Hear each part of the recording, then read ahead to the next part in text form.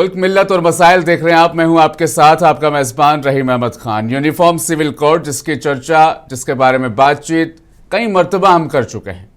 गुजरात के बाद क्या हिंदुस्तान एक कानून, एक कौम की तरफ दरअसल अब आगे बढ़ रहा है। उत्तराखंड के बाद गुजरात असेंबली ने भी यूसीसी बिल को अब मंजूर कर लिया है। इसी हफ्ते की एक खबर है।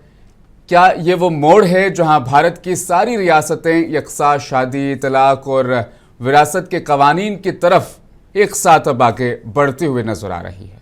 आज हम बात करेंगे यूनिफॉर्म सिविल कोड पर। आखिर इसके पीछे के जो मसलहत है वो किस तरीके से आगे की राहें इख्तियार करेगी। हालिया कुछ सालों में जब से बीजेपी इख्तियार में आई है तब से सारे मुल्क में एक माहौल बनाया गया। मुसलमानों के लिए मुल्क में एक अलग ही तरीके से तमाम चीज़ों को सेट की गई, जबकि यह सब प्रोपेगेंडा के तहत ही किया गया है, ऐसा एक बड़े तबके का मानना है।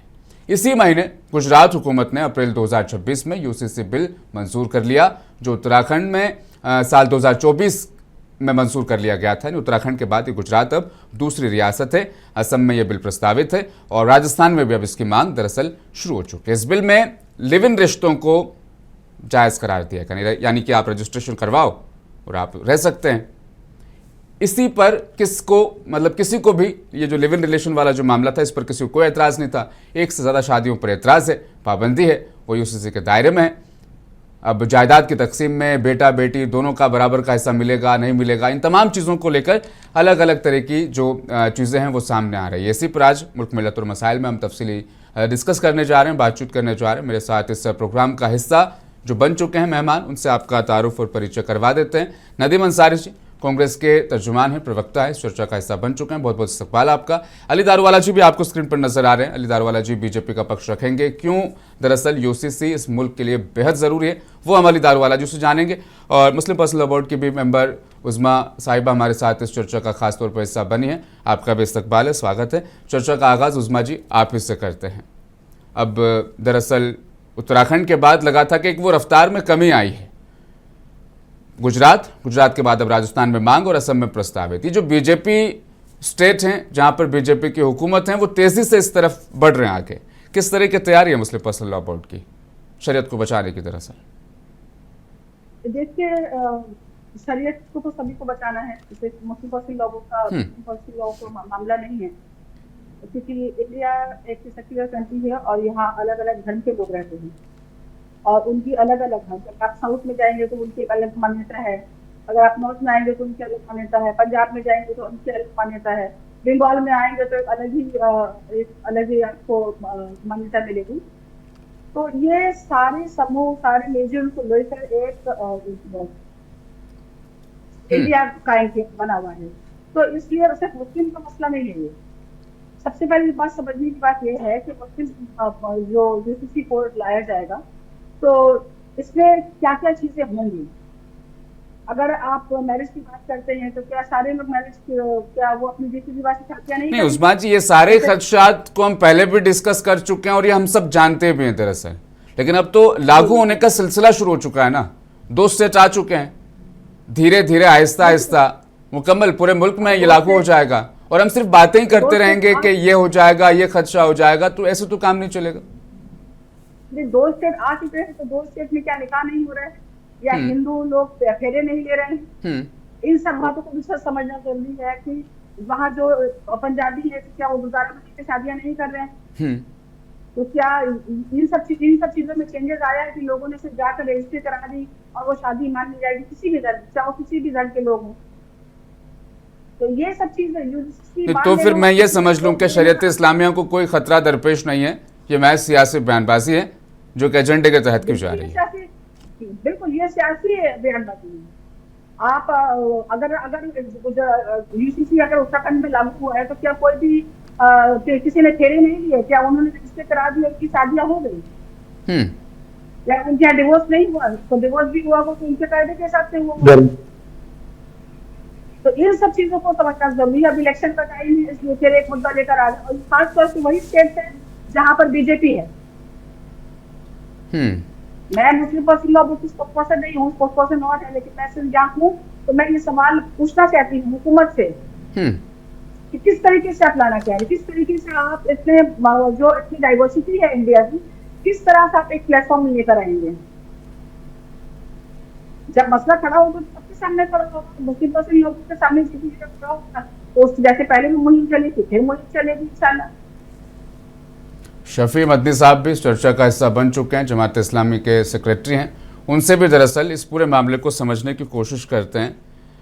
अब दरअसल आप समझाइएगा, शरीयत इस्लामिया को कोई खतरा दरपेश है या नहीं, या फिर ये महज सियासी बयानबाजी। 2 स्टेट में यूसीसी लागू हो चुका है, लेकिन उस पर अमल तो होता हुआ नजर नहीं आ रहा।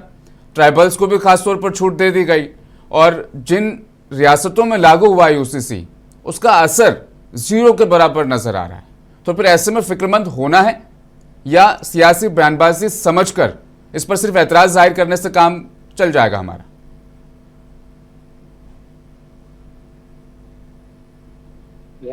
हमसे पूछा जा रहा है जी शफी मदनी साहब आपसे। जी जी।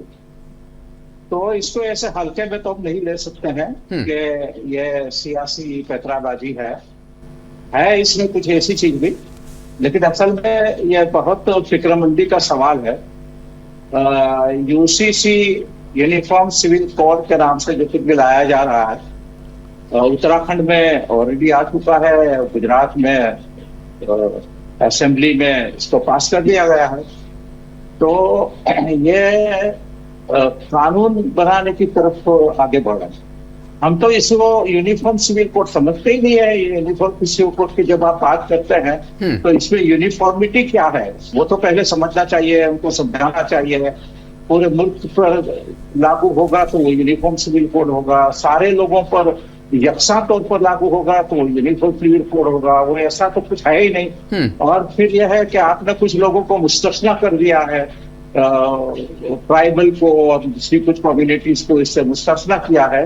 तो इससे ऐसा लगता है कि आपने किसी एक मजहबी कम्युनिटी को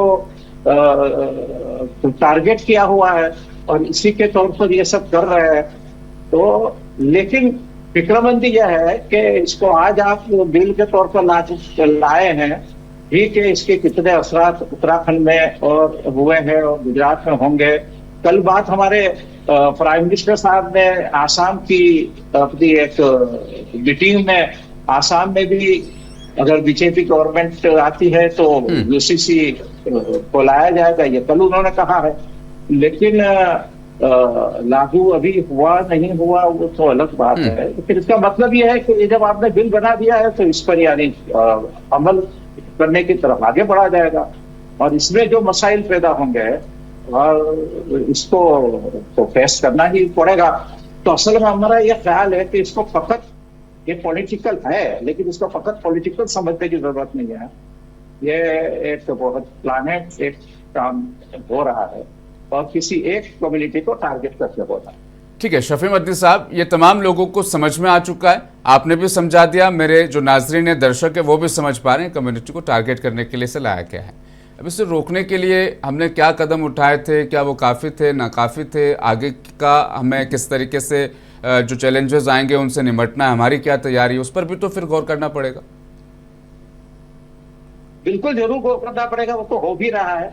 जैसे खासतौर से हम उत्तराखंड की बात करें, इसके बाद गुजरात की, जब गुजरात में ये बिल लाने के लिए जो कमेटी बनाई गई तो वो कमेटी के सामने भरपूर तरीके से बातें रखी गई हैं और हमने अपना मौकफ जो कुछ था वो रखने की कोशिश की। वो अलग बात है कि कमेटी को ने इसको ढंग से सुना है या नहीं सुना है और इसमें डिस्क्रिमिनेशन किया है, लेकिन अपनी कोशिश पूरी रही है और अब भी कोशिश रहेगी। इसको हम जहां जरूर पड़ेगी वहां इसको हम चैलेंज करेंगे, चैलेंज करके इसको रोकने की कोशिश करेंगे, या ठीक से ये बिल ला रहे हैं तो इसको देखा जाएगा। इसके सारी चीजों को अभी भी हम इसको देख रहे हैं कि ये बिल है, इनके क्या मसूलात है और इसके क्या असरात आएंगे, उसको कैसे चैलेंज किया जा सकेगा, इस पर भी बातचीत हो रही है, गुफ्तगू हो रही है।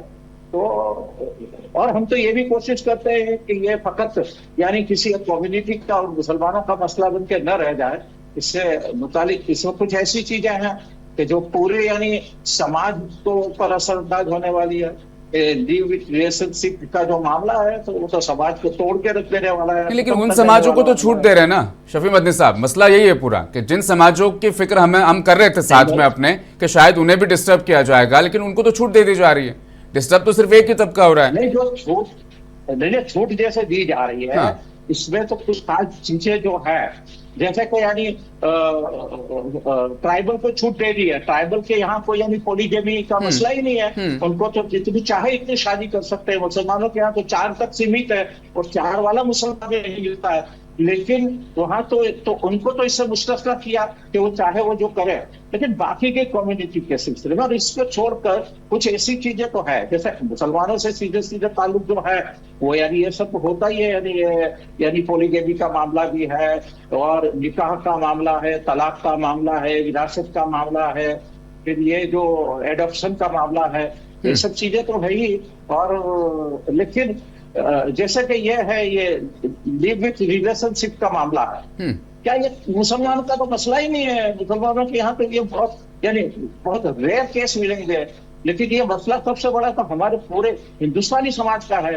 तो घर टूट जाएंगे, फैमिलीज टूट जाएंगी, इसको आप यानी लीगल इसको कर रहे हैं, आप इसका रजिस्ट्रेशन करवा रहे हैं, और वो जो कुछ भी हो रहा है, तो ये जो चीजें है यानी एक पूरी यानी खानदान को, पूरे फैमिलीज को जो इफेक्ट होगा, जिसका समाज पर इफेक्ट होगा, तो ये कोई छोटी चीजें नहीं है।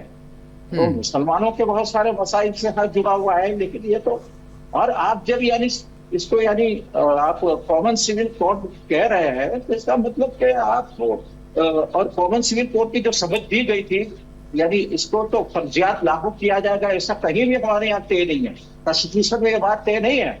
लेकिन इस पर गौर जब किया जाएगा, तो जब गौर किया जाएगा तो कॉमन सिविल कोड पर गौर किया जाएगा, तो पूरे मुल्क के लोगों को सामने रखकर किया जाएगा। और इसको आप यानी ये मुल्क हमारा जो है, इतनी तहजीबों के साथ, इतने कल्चर के साथ, इतनी डाइवर्सिटी के साथ ये मुल्क के लोग जिंदा जी रहे हैं, आप इसमें क्या कॉमन किस तरह से करेंगे, उसको सबको साथ में लेकर चल सकने का आपका क्या कॉन्सेप्ट है, कुछ क्लियर ही नहीं हो रहा है। बस लाके डाल दिया, कर देंगे, इससे मसला हल होगा कोई नहीं। अली दारूवाला जी, क्या ये यूसीसी है जिसको लेकर हम अब तक बात कर रहे थे, और ये 2 रियासत जो उत्तराखंड और गुजरात में लागू हुआ है, अली दारूवाला जी, क्या वाकई में आप इसको यूसीसी मानते हैं? या रहीम से सलाम अलैकुम, मेरे दर्शकों को सबको सलाम अलैकुम। आवाज एको हो रहा है? नहीं, मैं सुन पा रहा हूं, आवाज साफ सुनाई दे रही, रखेगा अपनी बात। सब में पहले मैं एक बात यहाँ पे भारतीय जनता पार्टी का प्रवक्ता होने के नाते से ये स्पष्ट करता हूं, equality and justice to ensure right of all citizens regardless of religion, caste और creed, gender, aligning with article 44 of the constitution section 4। इसके अंदर जो प्रावधान है, इसके अंदर अगर भारतीय नागरिक, उनको समानता, उनको सही हक और इनहेरिटेंस के अंदर और जो रूल्स है उसके अंदर सेम प्लेटफॉर्म पे लाने की कोशिश करी है, और ये कोशिश सच्ची और ईमानदारी कोशिश की है, और इसके अंदर किसी भी एक समुदाय को टारगेट करने के लिए और उनको तकलीफ पहुंचाने के लिए भारतीय जनता पार्टी की कोई भी मंशा नहीं है। और भारतीय जनता पार्टी तो सेकेंडरी है, मगर गवर्नमेंट जो यहां पर है वो सच्ची ईमानदारी से, और ये सिटीजन्स जो यहाँ पे कोर्ट में हैरान, परेशान और इंटरप्रिटेशन से एकदम वो लोग छल हो चुके हैं। जिस आर्टिकल 44 को अली दारूवाला जी आप कोट कर रहे हैं, यही आर्टिकल 44 ये भी कहता है समाज के हर तबके को, हर वर्ग को एतमाद में, भरोसे में लिया जाए, उसके बाद उन पर ये मुसल्लत किया जाए। शफी मदनी साहब, एतमाद में हैं आप? आपको एतमाद में लिया गया?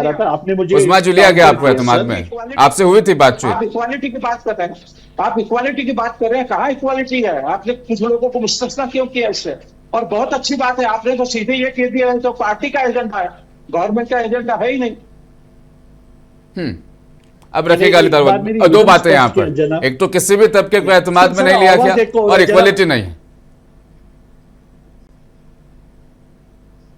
हेलो जी, दो चीजें सुनिए एतमाद ना, में सर, नहीं लिया देखिए, गया, सब में इक्वालिटी नहीं है पहले- इसमें। उधर ही आ रहा हूं मैं सर, उधर ही आ रहा हूं। देखिए यहाँ पे इम्प्लीमेंटेशन एड्रेस और कंसर्न के हिसाब से गवर्नमेंट ने यहाँ पे कंसल्टेशन करने का, प्रोसेस एड्रेस करने का और कंसर्न्स के साथ में चर्चा करने का यहाँ पे बताया है। अगर नहीं किया गया है तो यहाँ पे मैं आपको आश्वस्त करता हूं, जो भी स्टेट के अंदर विदाउट कंसल्टेशन हुआ है, आप मेरे इसके अंदर ध्यान के अंदर लाइए। मैं आपको इसको यहाँ पे सही प्लेटफॉर्म तक आपकी आवाज लेके जाने का पूर्ण प्रयास करूंगा। गुजरात में कितने स्टेक होल्डर से बात की गई इस दूसरी बारे बात, में? सर सुनिए ना, यहाँ पे कलेक्टर की जो बॉडी बनी थी, संनियंत्रण समिति जो बनी थी, उसके अंदर पूरे कंसल्टेशन के साथ में आगे गए हैं हम लोग। और जैसा हमारा डिबेट प्रोग्रेस करता, जैसे हमारे सामने सवाल आते, उसका एक एक जवाब देते मैं चलूंगा। अगर मेरी एक विनती आपसे रहीम सर, आप बीच में कट मत करिए। आपके जैसे सवाल होते हैं मैं रिप्लाई करके जब मैं रुक जाता हूं, आप उसको काउंटर करिए सर।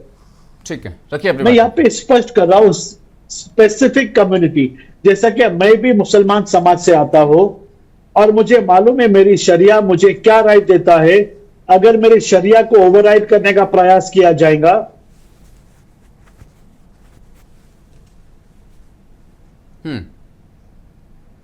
किसी वजह से डिस्कनेक्ट हुए हैं शायद।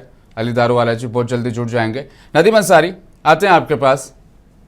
कांग्रेस पार्टी का स्टैंड हमें पता है, कांग्रेस पार्टी के प्रयास वो शायद उतने नजर नहीं आ रहे हैं जितने हमें तवक्को थी, उम्मीद थी कि कांग्रेस पार्टी इस पर मुखर होकर सामने आएगी और इस पूरे मुद्दे को साथ लेकर चलेगी। उस पर कर लूंगा मैं बात। अली दारूवाला जी, शायद मिल रही है आवाज आपको? अब हो गए कनेक्ट आप? सुनिए ना हाँ, रखिए अपनी बात। रहीम सर, मेरी आवाज जो है ना स्टूडियो से एको हो रही, मैं बार बार कह रहा हूं, इसको ठीक किया जाए। अली दारूवाला जी को Please, फिर से please, कनेक्ट कीजिए, please. फिर उनसे लेते हैं जवाब। नदीम अंसारी जी, ठीक है, इस पर स्टैंड तो आपका क्लियर है, लेकिन वो प्रयास नजर नहीं आ रहे हैं, इसकी वजह बताइएगा थोड़ा सा। चाहते हैं कि मुसलमान परेशान हो। देखिए, आप जो ये इल्जाम आयद कर रहे हैं कांग्रेस के ऊपर कि कांग्रेस के प्रयासों में, इसकी कोशिश में, इसके एफर्ट में कहीं कमी है, तो कांग्रेस के एफर्ट में कहीं से कोई कमी नहीं है। इसी के दबाव में बहुत सारे कानून इस सरकार को वापस लेने पड़े हैं। और आज यूसीसी की जब हम बात करते हैं तो अभी बात खुल करके एक बहुत चीज सामने आई है कि सबसे पहला के सेंट्रल गवर्नमेंट के पास यूसीसी का फिलहाल कोई ड्राफ्ट उनके पास है नहीं। वो ड्राफ्ट क्या बनाएंगे, क्या चीज लाएंगे, अब एक एक करके वो स्टेट वाइज अगर इसको इंप्लीमेंट करा रहे हैं तो वो किस तरीके से इंप्लीमेंट हो रहा है ये भी हम लोग देख रहे हैं। दूसरी चीज, भाजपा का जो सबसे बड़ा एजेंडा होता है कि मुसलमानों का डर दिखा करके या मुसलमानों को दबता हुआ दिखा करके, उसको दबाते हुए दिख करके वो बाकी लोग, बाकी जो धर्म है उस धर्म से अपने आप को जोड़ती है और वहां से पोलराइज करके वोट लेने की काम करती है। भाजपा के ऊपर जब बात आती है तो जब इन्हीं के प्रवक्ता से पूछा गया था कि आप गाय को गौ माता कहते हैं, तो उन्होंने जवाब दिया था कि नहीं, गौ माता मतलब कौन? जो सिंग वाली है वो गौ माता है, जो मिथुन है वो गौ माता नहीं है। यानी जो गौ माता नॉर्थ इंडिया में पाई जाती है वो सिर्फ गौ माता है, लेकिन गोवा और नॉर्थ ईस्ट में जो गाय को लोग वहां पे खाते हैं, वो उनके प्रवक्ता ने इस बात को भले चैनल पे कहा था कि वो मिथुन है, उसको हम नहीं मानते। तो इनको गाय और मिथुन में क्या फर्क ये कब डिफाइन कर देंगे? इसी तरीके से यूसीसी बिल लाएंगे तो यूसीसी बिल से जितना फर्क मुसलमानों को पड़ना है उससे कई गुना ज्यादा नॉर्थ ईस्ट, साउथ इंडिया और इंडिया के मुख्तलिफ रियासतों के लोगों को बीच पड़ना है। अब ये कह रहे हैं कि हम उनको छोड़ देंगे, तो जब आप उनको छोड़ दीजिएगा तो फिर ये यूसीसी बचा कहां? यूसीसी तो खत्म हो गया। आपके हिसाब से जो यूसीसी आप ला रहे हैं तो पूरे देश पे एक कानून आप नाफिज करना चाहते हैं, लागू करना चाहते हैं, इंप्लीमेंट करना चाहते हैं। तो जब आप कहिएगा कि नहीं इनको हम छोड़ देंगे, इनको छोड़ देंगे, सिर्फ मुसलमानों के ऊपर ही हम जाएंगे, जिस तरीके से कई राज्यों में ये बात होती है कि मस्जिद लोगों को सड़कों पर नमाज नहीं पढ़ने देंगे, सड़क के ऊपर बाकी सारे मजहब के जो काम है वो मजहबी प्रैक्टिस हो सकते हैं लेकिन नमाज नहीं हो सकती है। इसी तरीके से यूसीसी भी ये ला करके लोगों को ये बताना चाह रहे हैं कि हम एक धर्म विशेष को जो है दबाना चाह रहे हैं, आप खुश हो जाओ। लेकिन इस देश की जनता इस बात को समझ चुकी है कि आज इस देश में जो भी क्राइसिस होते हैं वो 140 करोड़ इस देश के नागरिकों को सहना पड़ता है, ना कि मुसलमानों को सिर्फ सहना पड़ता है। लेकिन जैसे डिब्रूगढ़ में पीएम मोदी ने कहा जिस तरीके से कि यूसीसी को हम लागू करेंगे, वैसे आपके जो पॉलिटिशियन हैं, जो बड़े लीडरान हैं, वो कहते हैं कि यूसीसी लागू नहीं होने देंगे। बिल्कुल कह रहे हैं ना। आज 244 की राहुल जी बात की है, तो क्या है, वो सारे उसी का हिस्सा। देखिए, एक्चुअली भाजपा को दिक्कत है संविधान से। जब ये यूसीसी की बात करते हैं तो लगभग 14 से लेके आर्टिकल 30 तक उस सारे चीजों का ये उल्लंघन करना चाहते हैं, उसको खत्म करना चाहते हैं। गुजरात में जब यूसीसी बिल मंजूर हुआ ना, नदीम अंसारी जी, कांग्रेस के जितने भी विधायक थे वो वॉकआउट कर गए, प्रोटेस्ट करते वहां पर, हक की जो आवाज उसको बुलंद करते वहां पर। सिर्फ असेंबली से निकल जाना काफी नहीं होगा ना। नहीं, जिस तरीके से नंबर गेम भाजपा के पास जहां होता है, देखिए हमने इसी पार्लियामेंट में स्पीकर के खिलाफ भी हमने मोशन लाया था, लेकिन नंबर गेम से वो जीत जाते। लेकिन भाजपा के जो स्पीकर हैं, आज के स्पीकर को भाजपा का ही स्पीकर कह लीजिए, जिस तरीके से ओम बिरला जी का वर्किंग स्टाइल है, जिस तरीके से वो कंडक्ट करते हैं चीजों को, वो बिल्कुल पूरे देश को दिख रहा है। हमारी जो जिम्मेदारी थी, हमने उसके ऊपर काम किया। लेकिन आपको पता है कि जमहूरियत में नंबर गेम होते हैं, नंबर्स के ऊपर हर कुछ डिसाइड होते हैं, तो वो फिर दोबारा आ गए। इसी तरीके से हम इलेक्शन कमीशन ऑफ इंडिया के ऊपर भी हम महाभियोग लाना चाहते हैं। ठीक है, वो हमको पता है कि वो कितना इंप्लीमेंट होगा, कितना नहीं होगा, लेकिन जो मुखालफत करने की बात है, जो अपने स्टैंड को क्लियर करने की बात है, कांग्रेस पार्टी हर जगह पर, हर कदम पर, चाहे देश का किसान हो, नौजवान हो, आर्मी के लोग हो, जहां भी इसको जरूरत पड़ती है, हम उसके आएंगे। अली दारूवाला जी, आपकी आवाज शायद अभी को नहीं होगी और आपसे जवाब भी लेंगे, लेकिन इस बीच शफी मदनी साहब, एक बड़ी चीज मैं आपसे आपके जरिए से दरअसल अपने व्यूवर्स को समझाना चाहूंगा। जिस तरह से अली दारूवाला जी अपनी बात को यहाँ पर कोट कर रहे थे कि जब वक्त को जरूरत पड़ती है, हालात ऐसे बन जाते हैं, तो फिर यूसीसी की जरूरत पड़ भी जाती है। सोशल मीडिया पर एक बड़ा तबका इस तरीके से तबलीग करने में लगा हुआ है कि शरीयत एक लाजमी हिस्सा तो है, लेकिन गैर तब्दीली निज़ाम है। वक्त के साथ इज्तिहाद या इसमें गुंजाइश रहती है कि वक्त जब आए सही तो इसमें तब्दीलियां की जा सकती है। इस तरह से एक माहौल बनाने की कोशिश की जा रही है कि जिस तरीके से पहले अजान जो है बिना लाउड स्पीकर के दी जाती थी, अब लाउड स्पीकर में दी जा सकती है। अगर यूसीसी आ गया और नई चीज़ें उसमें शामिल हो जाती तो मुल्क के साथ हमें चलना पड़ेगा। ये ब्रेन वॉश वाला जो माहौल है, इस पर आप कुछ बताइएगा। शरीयत बहुत ज़्यादा ज़रूरी क्यों है? देखिए, यानी मुसलमानों के लिए तो शरिया कानून है ना। अब एक जमाना तो ये था कि सारे कानून लागू होते थे, लेकिन आप जानते हैं कि इस वक्त के बाद तो शरिया कानून है, फौजदारी कानून को अलग कर दिया। अब ये शरिया कानून जो है वो कुरान और सुन्नत के मुताबिक है। वो आदमी अपनी मर्जी से इससे कानून नहीं बनाए हैं, ये कानून तो अल्लाह ताला की तरफ से बना हुआ है। और जब तो मुसलमान इसको मानता है तो इसके ऊपर चलने की कोशिश करता है। लेकिन इसमें ऐसा नहीं है कि यानी शरिया के कानून में भी इसमें इस्तेहाद किया जा सकता है, इस्तेहाद के साथ इसकी जरूरत के मुताबिक इसको यानी, लेकिन इसको बदला नहीं जा सकता है। इसमें कोई रिजिडिटी नहीं है, जरूरत के मुताबिक हालात और फिर जिस तरह का यानी एज आगे बढ़ रहा है, तो इसमें कुरान और सुन्नत को, कुरान और हदीस को सामने रखते हुए इस्तेहाद किया जा सकता है। इस्तेहाद होता भी है और इस्तेहाद किया जाता भी है। इसलिए जहां जरूरत होती है वहां इस पर गुफ्तगू होती है। लेकिन अब यहाँ पर जो बात पूरी हो रही है, तो जैसे कि बात कही गई अंसारी साहब की तरफ से कि यूनिफॉर्मिटी है ही नहीं। आप इक्वालिटी की बात करते हैं, यूनिफॉर्मिटी की बात करते हैं, और न तो इक्वालिटी है न यूनिफॉर्मिटी है। तो ये और फिर हमारे साथ शरिया से मुताबिक जो चीजें इसमें इसकी कंसर्न है, तो उसका ताल्लुक फकत मुसलमानों के साथ है, इसका ताल्लुक दूसरे लोगों के साथ तो है नहीं। अब ये जो आपने सवाल उठाए हैं कि अगर ये वो यानी मान लो मामला मुसलमानों के से ही ताल्लुक रखते हैं जो दूसरी किसी कम्युनिटी को इफेक्ट ही नहीं करते हैं, अगर इसके नुकसानात हैं तो भी फकत मुसलमानों को भुगतते हैं, और इसके जो कुछ भी फायदे हैं वो मुसलमानों को गिर रहे हैं। लेकिन तो ऐसा है कि शफी मदनी साहब, एक ऐसा माहौल बनाने की कोशिश की जा रही है, कुछ बड़े मुस्लिम स्कॉलर्स जो नाम निहाद है अपने आप में, वो ये कहते हैं कि उलेमाए किराम को मुस्लिम पर्सनल लॉ बोर्ड को मिलकर कोई मुतवाज़िन मॉडल पेश करना चाहिए जो शरीयत और दस्तूर दोनों को साथ लेकर चल सके। तालियां बटोर लेते हैं वो, लेकिन कितना बड़ा नुकसान वो कौम का कर रहे हैं शायद उन्हें इस बात का ख्याल नहीं। मुल्क मिल्लत और वसाइल में वक्त फिलहाल छोटे से ब्रेक का, ब्रेक के बाद जल्द लौटेंगे। ब्रेक के बाद एक बार फिर से आप सभी का इस्तकबाल है। बढ़ेंगे चर्चा में आगे। मेहमान मेरे साथ इस वक्त शामिल हैं। क्या ये मुमकिन है शरीयत और दस्तूर दोनों को साथ लेकर चले, मुतवाज़िन मॉडल बना दिया जाए? नहीं, ये जो लोग कह रहे हैं, दावा कर रहे हैं, हमारा तो सवाल ये है कि उनका खुद का ताल्लुक और उनके खुद का यानी शरीयत के ताल्लुक से नॉलेज, वो सारी चीजें बहुत बड़ी चीजें हैं। बात करने के लिए तो कुछ भी किया जा सकता है, डिफरेंस बड़ा करने के लिए कुछ भी बात की जा सकती है, लेकिन आप जो बात कह रहे हैं उस बात का ताल्लुक कहाँ से कितना है? आपने एक बात यानी अब कौन से दबाव में कह रहे हैं, कहाँ से इन्फ्लुएंस हो रहे हैं, कौन सी अपनी जरूरत के मुताबिक कह रहे हैं, लेकिन उन सारे लोगों को कि जो इस तरह की बात करते हैं, ये कहते हैं कि वो खुद पहले समझे। हम तो हमारे उन भाइयों को भी, हमारे बिरादरान वतन के भाइयों को भी कहते हैं कि आप इसको इस कंसर्न से भी देखिए।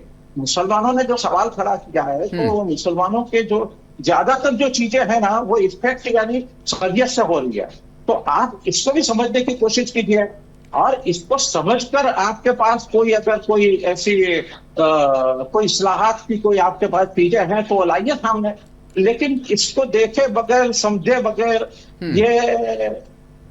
ये कहाँ इफेक्ट करता है, कितना इफेक्ट करता है, वो देखे बगैर आप फिर यानी अब जैसे हमारे दारूवाला साहब ने सरकार की बात कहने से पहले बीजेपी की कह डाली, जैसे कि एजेंडा तो बीजेपी का है और बीजेपी की सरकार इसे लागू कर रही है। इसका मतलब यह है कि आपने मुल्क की जरूरत को नहीं समझा, यहाँ की। अच्छा, एक और चीज यहाँ पर शफी मदनी साहब, जैसे ट्राइबल्स को, सिक्स शेड्यूल को खास तौर पर छूट दी जा रही है, क्या ये इकदाम हमें उठाना चाहिए कि हम मुस्लिम कम्युनिटी के लिए एक खास ताल्लुक से छूट मांगे, और मांगे तो फिर वो किस हवाले से हो, किस ताल्लुक से हो? हवाले तो हमारे पास क्लियर है ना। आप जैसे शेड्यूल ट्राइब को या दूसरे लोगों को जो दे रहे हैं, तो इसके लिए आपके पास क्या हवाले हैं सिवाय ये कि आपको वोट बटोरने हैं? वोट बटोरने के अलावा आपके पास से कौन सा हवाले? और हमारे पास तो जो है वो 1450 साल से एक प्रैक्टिस हम कर रहे हैं ऑलरेडी, उसी प्रैक्टिस पर हम आगे बढ़ रहे हैं। वो प्रैक्टिस वो फकत हमारे लिए है। हम ये नहीं कहते हैं कि हिंदुस्तान के दूसरे सारे लोगों को इसके मुताबिक चलना पड़ेगा, वो चलेंगे। तो इसके लिए यानी हवाले मौजूद है, सारी चीजें मौजूद हैं, लेकिन ये तो पूरा ऐसा महसूस होता है कि ये पूरी प्रैक्टिस ही इस वजह से कर भाई।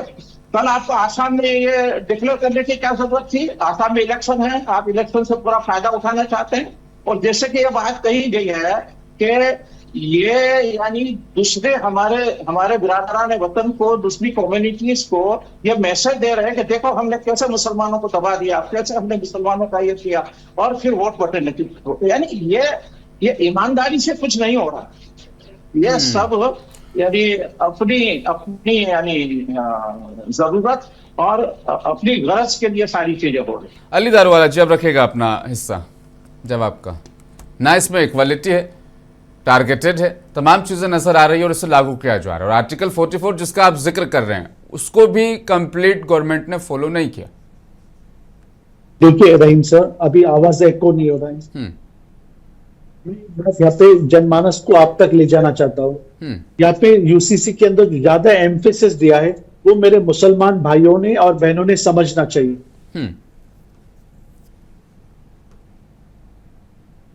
कनेक्शन कुछ ज़्यादा अच्छा नहीं हो पा रहा अली दारूवाला जी के साथ, ठीक किया जाए इसे और फिर उस पर हम आगे बढ़ें चर्चा में।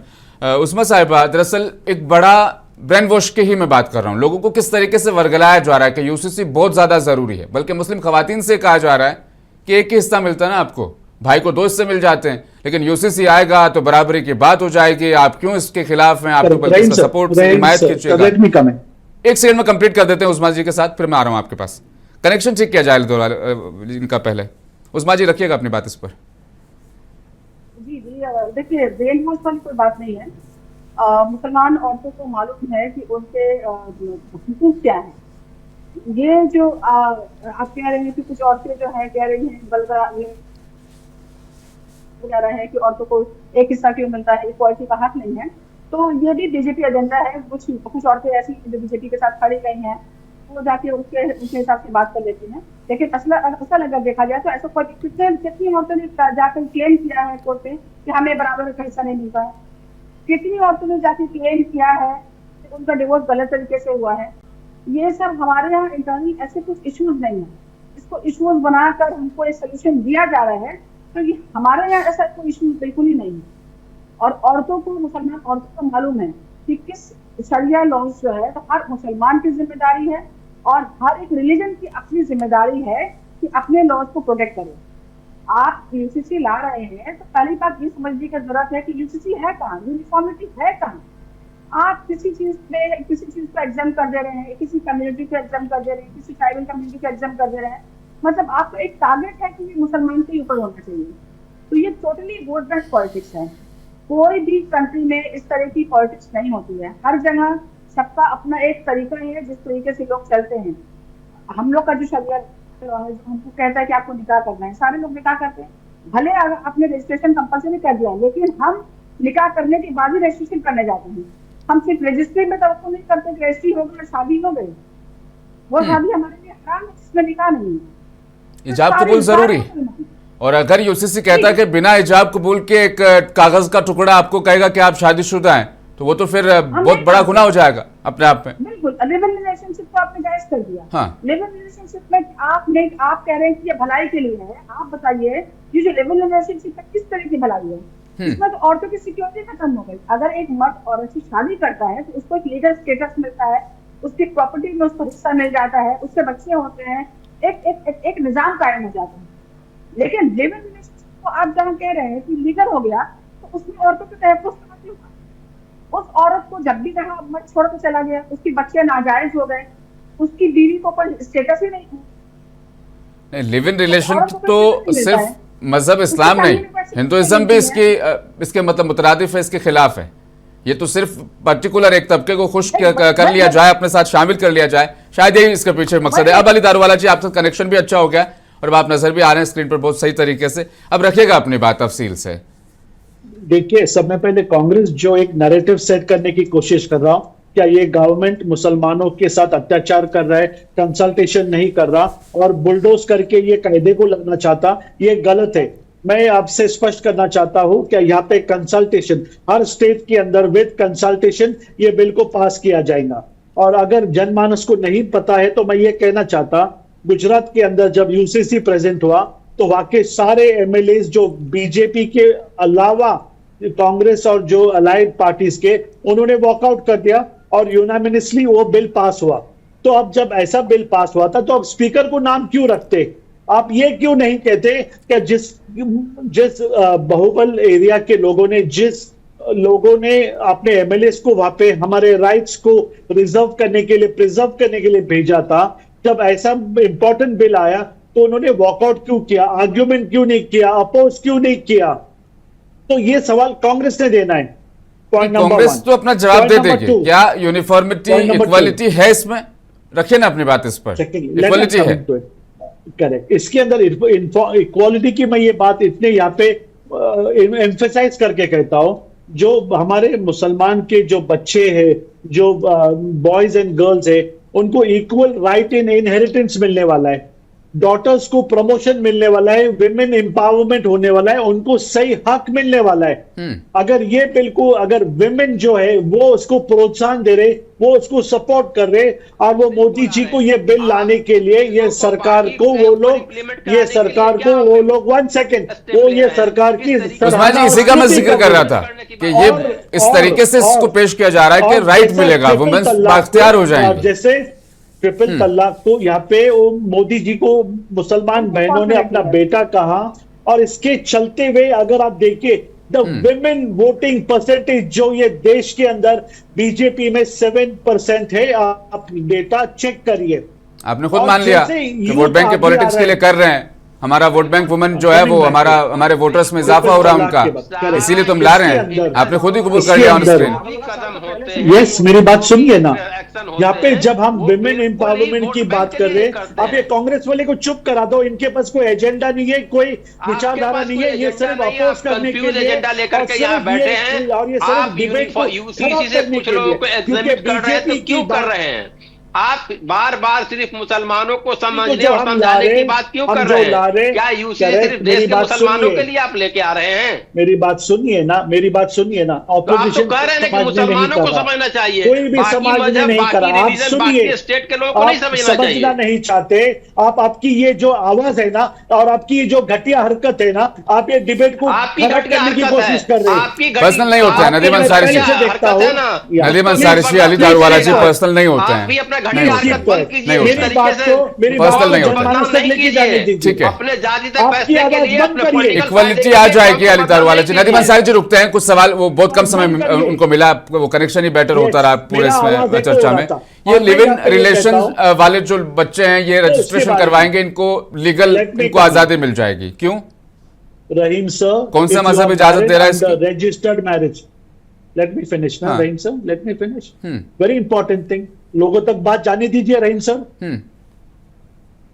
If you are married under registered and you are registered your nikah or your thing, your under the registration act, आप लिव इन नहीं कर सकते। ये बात आप लोगों तक नहीं जान देते, कांग्रेस ये बात लोगों तक नहीं जानने देती। कहां से लिव इन आ गया यहां पर? तो ये लोगों को गुमराह मत करिए। जो रजिस्टर्ड मैरिज है as per the marriage act, वो लोग लिव इन नहीं कर सकते। मैं आपा को भी ये बात कहना चाहता हूं, आप इसको फाइंड आउट करिए। पॉइंट नंबर 2, नहीं, मैरिड पर्सन इसके लिव इन में अंदर- रहते हैं, इसीलिए आप ये रजिस्ट्रेशन वाला Illegal है। मामला लेकर के आए। समझ नहीं नहीं पाए? नहीं रहीम सर, रहीम सर सुनिए मैरिड मेरी लोग बात, सुनिए। लिव इन रिलेशन में मतलब रहने लग गए थे, इसलिए इतनी फिक्र हुई बीजेपी को, ये लेकर के आप आ गए। रहीम सर, आप बात को समझ ही नहीं रहे हो। मैं समझ रहा मेरा हूँ, निकाह- आप गुमराह कर रहे हैं। मैं मेरा निकाह- समझाना चाह रहा हूँ लोगों को। रहीम सर, क्या अगर मेरा हिंदुइज्म निकाह या अगर मुस्लिम स्पेशल- धर्म ये इजाजत देता है Please कि एक let me लड़का और एक finish. लड़की शादी से पहले लिव इन में रह ले, क्योंकि हुकूमत इसे लीगल करार दे रही है। अलग बात है, अलग बात है। क्या भारतीय अभी समाज हम सभ्यता एक मुस्लिम- इस बात की इजाजत देगी जो हुकूमत इजाजत Let me दे रही come है? to it. जवाब दो। हाँ। आप जवाब लेने तैयार है? अगर मेरा निकाह under special marriage act registered है, I cannot go and have a registered live in relationship. अरे ऐसा होता ही नहीं है, ऐसा होता ही नहीं है। लॉ है, ये रेयर law केसेस है। में आप एक बड़ी चीज आप मुसल्लत find out करने की करिए। कोशिश कर रहे हैं। किस बड़ी दुनिया आप की ये फाइंड बात आउट कर करिए रहे ये हैं? बात को। और दूसरी इंपॉर्टेंट बात, तो फिर आप Nadeem sir, live in let me की बात फिनिश। ही फिर यहाँ भी अली दारूवाला जी, मुझे कहने में कोई डर है, कोई शक नहीं, यहाँ भी आप एक्सपोज हो रहे हैं। आप चाहते हैं कि दो मजहब के अलग अलग लोग साथ मना रहे हैं शादी से पहले, यहाँ भी आप एक्सपोज हो रहे हैं कि सिर्फ और सिर्फ नफरत एक तबके के खिलाफ, उसको सर आपको जी, इस्तेमाल करना है मैंने अपने एक वोट बैंक यहाँ पे- पॉलिटिक्स के लिए, वो आप करते रहिए। मैंने यहाँ पे एक बात क्लियर किया, 6 शेड्यूल को, ट्राइबल्स को आप किस बिना पर छूट दे रहे हैं अली दारूवाला जी? 6 I'll schedule come to tribals that. को किस बिना पर छूट दे रहे हैं? एक सेकंड, किस बिना पर छूट दे रहे करिए, हैं? हाँ, करिए, आसमान से उतरे हैं वो जो ट्राइब नहीं, एक हाँ। मिनट सुनिए ना, मैंने क्या कहा आपको? अगर शरिया में प्रोविजन है, हदीस के अंदर उसका प्रोविजन है, तो कंसल्टेशन के तहत कोई भी सरकार उसको बुलडोज नहीं कर सकती। मेरी बात को सुनिए, कान खोल के सुनिए सब लोग। और इसके अंदर जो पहला प्रावधान है, मेरी जो मेन इंपॉर्टेंट बात है यहाँ पे, जो मेन प्रावधान है, जो मुसलमान के बच्चे हैं, औरतें हैं, उनको इक्वल राइट देने का, प्रॉपर्टीज के अंदर इक्वल राइट देने की बात हो रही है। हम लोग विमेन को टारगेट नहीं कर रहे, उनके लिए कोई वो संतुष्ट करने के लिए बिल नहीं ला रहे। जो सर्वसामान्य लोगों के साथ जो न्याय होता है, वो भी मुसलमान बच्चों के साथ में होना चाहिए। आप ना बहुत जिक्र कर रहे हैं 20% मुसलमान बच्चे, मिलता मुसलमान है। बच्चे। एक छोटा सा एग्जांपल दे रहा हूं अली दारूवाला जी, आपके पास यहाँ होगा पे इसका ये जवाब जो तो जरूर बात कर रहे हैं ना यहाँ दीजिएगा। पर- बच्चे तब होंगे जब मेरी दूसरी शादी होगी, क्योंकि मेरी पहली बीवी से कोई औलाद नहीं हो रही, दूसरी शादी तो होने नहीं दे रहे आप। कहां से होंगे मेरे बच्चे? कैसे मिलेगा उनको हक और हुकूक? क्योंकि आपके मुताबिक तो दूसरी शादी गुनाह है, वो कोई हिंदुस्तान में कोई नहीं कर सकता। समझ रहे हैं आप बात सर, बताइए को? ना, इसी चीज को मैं कहना चाह रहा हूं कि मेरी शरीयत ने आप अगर मुझे मुझे कोई इजाजत लाभ दी है बताइए। मेरी नस्ल को आगे बढ़ाने के लिए, तो मैं दूसरी शादी कर सकता हूं, लेकिन आप कह रहे हैं नहीं करेंगे। रहीम सर, मैं आपको सवाल पूछ रहा हूँ, कहाँ पे ऐसा लॉ आ गया, पास हो गया, बताइए ना मुझे। अरे गुजरात उत्तराखंड में पास कर दिया, फिर मुझसे पूछ रहे हो कहाँ पास कर दिया हमने? असम पूछिए में मोदी ना, जी हुंकार पूछिए भर रहे हैं ना। डिब्रूगढ़ में। पूछिए तो सर, आप पूछिए तो सर, फाइंड आउट तो करिए, मैं होल्ड ऑन करता हूँ। हम्म।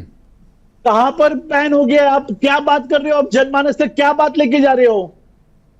अच्छा, सर, फिर ये यूसीसी नहीं मुस्लिम है, पर्सनल फिर लॉ आप और आप कुछ शरिया। और समझ रहे हैं और हम यहाँ किसी और One चीज की second. डिस्कस कर रहे हैं। आप कॉन्टेक्स्ट सर, में नहीं आप है। फाइंड आउट करिए, आप फाइंड आउट करिए। I am sitting over here.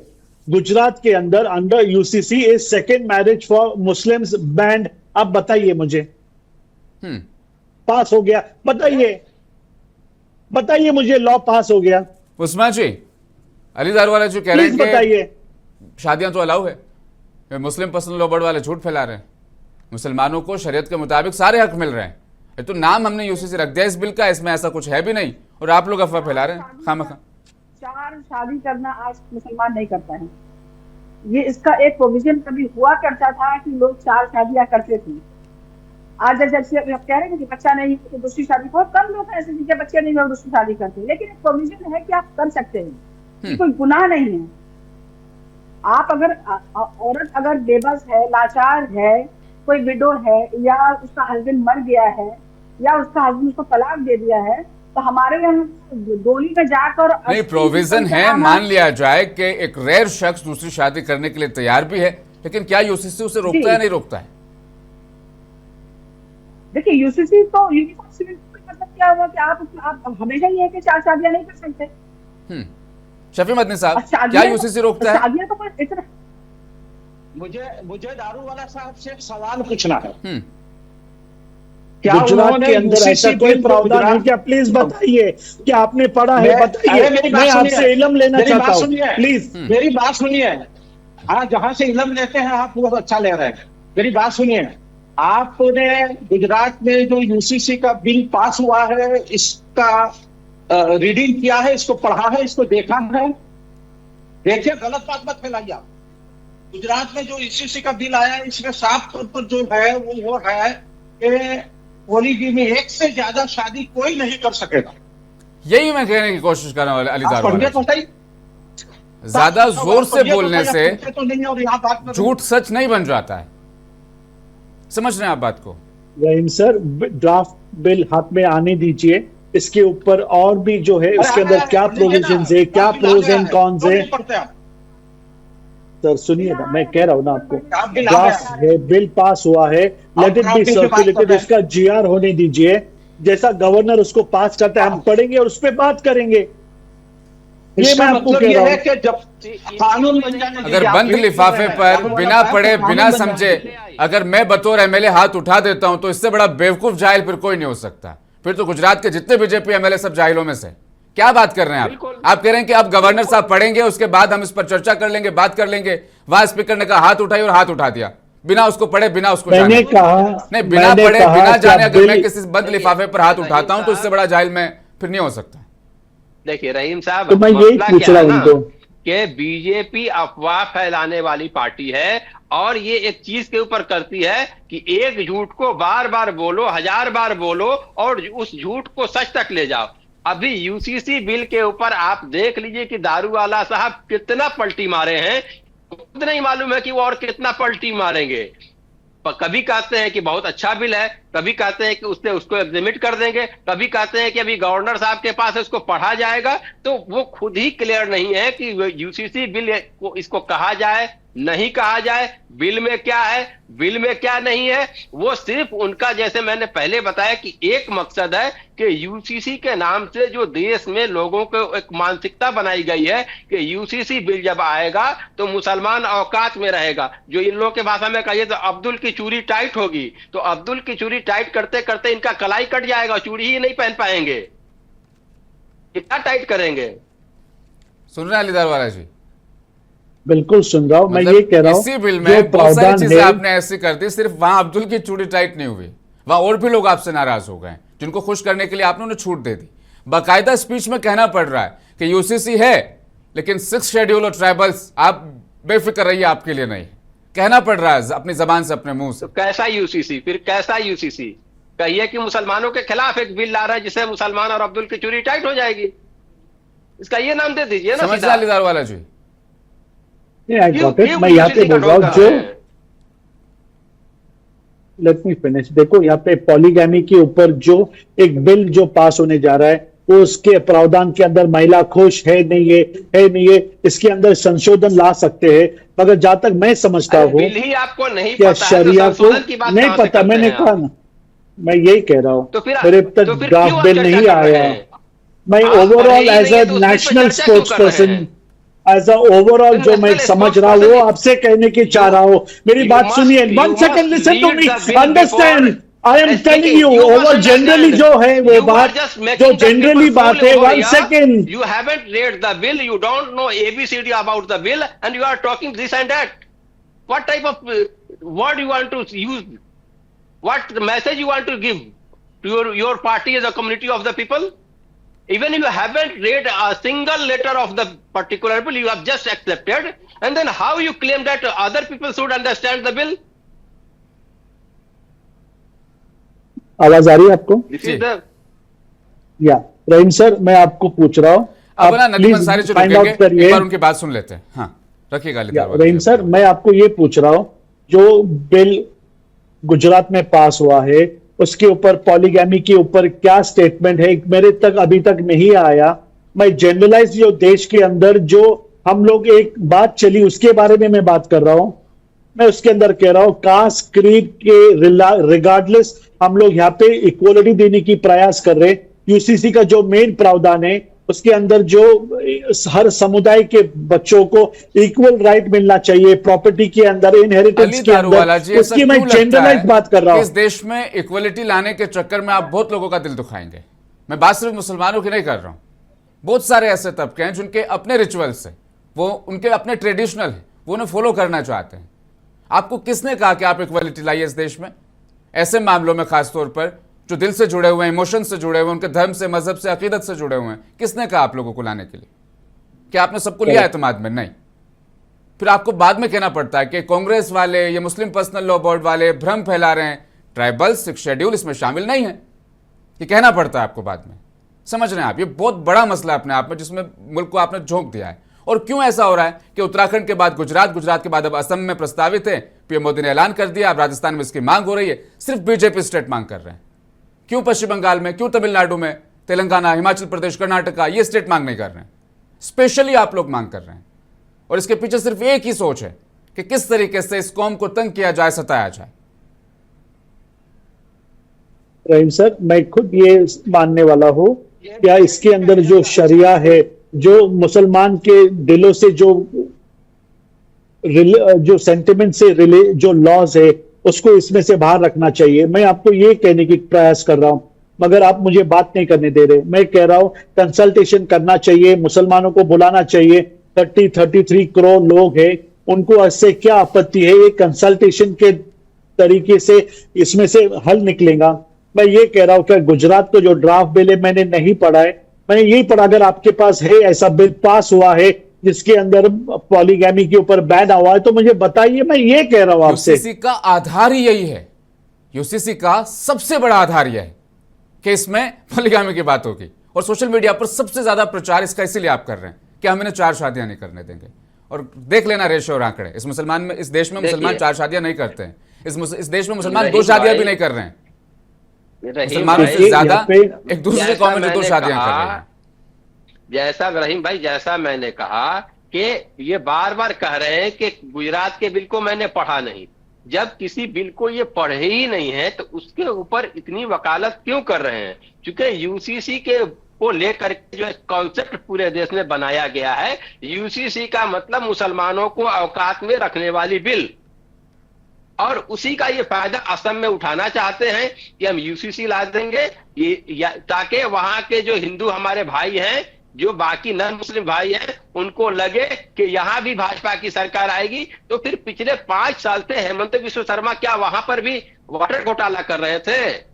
क्या कर रहे थे? ठीक है, ये पॉलिटिकल बहस से अपने आप में शफी मदनी साहब, अब दरअसल एक तबका ये लगातार बात कर रहा है कि जिस तरीके से जिस तरीके से ट्राइबल्स और शेड्यूल को छूट दी जा रही है, उसी तरह से मुसलमानों को कुछ ऐसे मामलों में छूट ले लेनी चाहिए हुकूमत से बात करके। कौन से वो मामले हो सकते हैं, लेकिन- निकाह के, विरासत के, देखिए- तकसीम के? देखिए साहब, ये कंसल्टेशन की बात है। हमने गुजरात में बहुत कोशिश की, कमेटी ने बात ही नहीं सुनी, और कमेटी गुजरात आई थी, इसके बावजूद भी हमको उन्होंने कहा कि आपको दिल्ली आकर बात करनी है। ये क्या तरीका था भाई आप लोगों का? बात सुन नहीं रहे हैं, बात को समझ नहीं रहे हैं। दूसरी चीज ये है कि दारोवाला साहब देखे बगैर, पढ़े बगैर, सौराष्ट्र में तो यही कहा, यानी पॉलीगेमी के सिलसिले में उन्होंने बात उठाई। इसके लिए है आपके ये समझना चाहिए कि ये सारी चीजें जो आप खड़ी कर रहे हैं वो सिवाय पॉलिटिकल गेन करने के आपका कुछ है ही नहीं। आपको जैसे कि कहा गया कि वो जो ही बात है कि ये बता देना चाहते हैं कि हम इस कम्युनिटी को अपने कंट्रोल में रखे हुए हैं, आप बिल्कुल फिक्र मत कीजिएगा, और इसके लिए अपना वोट बटोरना चाहते हैं। तो जो लोग भी इसके एडवोकेटिंग करते हैं, इसको सही मानों में तो यह है कि पीसीसी की एडवोकेटिंग, यूसीसी की एडवोकेटिंग करने वालों को इसको पूरी तरह से पढ़ना चाहिए, समझना चाहिए, इसकी इफेक्ट कहाँ कहाँ हो रही है, कौन सी कम्युनिटी पर कैसी हो रही है, इसकी इफेक्ट मुसलमानों के अलावा भी क्या हो रही है, क्या रॉन्ग इफेक्ट जा रही है, इसका पूरा उनको भी यानी अभ्यास करना चाहिए, देखना चाहिए। और फिर जस्टिस की बात हमारे दारूवाला साहब ने कही है, तो हम उनसे यही कहते हैं कि आप जस्टिस की बात कीजिए ईमानदारी से तो इंसाफ की बात कीजिए, तो बात समझ में आएगी। बहुत बहुत शुक्रिया आप चारों मेहमानों का प्रोग्राम के आखिर तक इसका हिस्सा बने रहने के लिए। लेकिन अली दारूवाला जी, इतना ज़रूर मैं कहूँगा, एक बार फिर से गौर करना होगा, तकलीफ में शायद सिर्फ मुसलमान नहीं, बहुत सारे छोटे छोटे तबके जो इस मुल्क में बसते हैं, जिनके अपने रिचुअल से, अपने अकीदे, इमोशन से वो कहीं दिल ना दुख जाए उन लोगों का भी। बहुत बहुत शुक्रिया आप सभी का चर्चा में अंत तक बने रहने के लिए। अब दर्शकों को, नाजरीन को, व्यूवर्स को दरअसल बताते चले, उत्तराखंड के बाद गुजरात में यूसीसी का लागू हो जाना, राजस्थान में इसकी मांग उठ जाना और असम में दौरान इंतखाब इस बात का दम भर लेना कि यूसीसी अब यहाँ भी लागू किया जाएगा। हर रियासत जहाँ बीजेपी की हुकूमत है वहाँ यूसीसी की बात हो रही है। ये यूसीसी वाकई में इक्वलिटी लाएगा, इत्तेहाद लाएगा, या फिर दिल दुखाएगा, जज्बात को ठेस पहुँचाएगा, ये वक्त तय करता आगे बढ़ता चला जाएगा। मुल्क मिलत मसाइल में आज के लिए फिलहाल इतना ही। लूँगा इजाज़त, बने रहें मुंसिफ टीवी के साथ।